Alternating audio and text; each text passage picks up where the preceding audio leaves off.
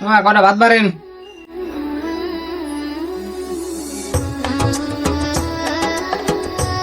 গরু গোস্ত বা অন্য কিছু নাই, গরু গোস্ত খাইতে গেছি তো এবার অভাব হয়ে গেলাম। এই গরু গোস্ত খাওয়া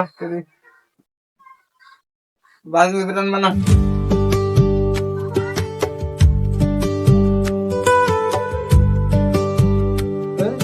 গরু গোস্ত খাওয়া বাজু রান্না পারে না।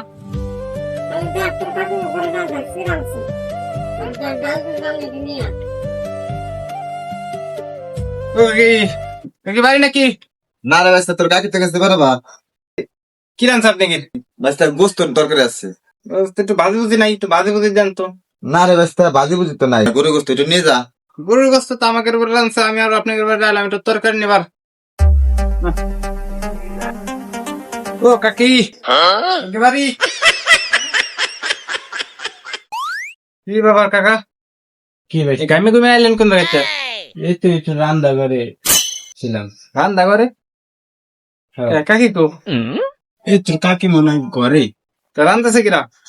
ওই তোর কাকি রান্তেছে। রুমে চলে আমার কি করো? এই উনি আইছে আর কি। ও কাকা, কাকি তো ঘরে নাই। আরে ভাই লজ্জার কথা কি করবো, সকালবেলা রান্দিনি দেহে তোর কাকি গেছে শুইলে, কি চলে গেছে? সেই জন্য আমার রান্না লাগতেছে। আচ্ছা দেখ, ওই আমার একটু ডাল দাও তো, আর একটু তরকারি দাও, মাছের তরকারি টরকারি থাকলে দাও। 3 দিন ধরে গরু গোস্ত খাইতে খাইতে একবার অসিদ্ধ হয়ে গেল। না বাঁচতে এমনি নিরামিষ তরকারি নাই। আমি আরো আপনাদের বাড়ি আইলাম একটু মাছের তরকারি মরকারি নিবার। ওই গরু গোস রান্দা আছে দেখ র্যাকের ভিতরে, ওতে নিয়ে খাগে। তো গরু গোস্ত তো আমাদের বাড়ি আছে, তাহলে তোমার কাছে লাগবে না। কাকা কামে আসছিলাম তো, কি কাম করাবেন? এই বাঁচতে এই যে এইগুলা, এই যে নিচে আছে এমনি সরাই দিয়া লাগবে এই কাজ।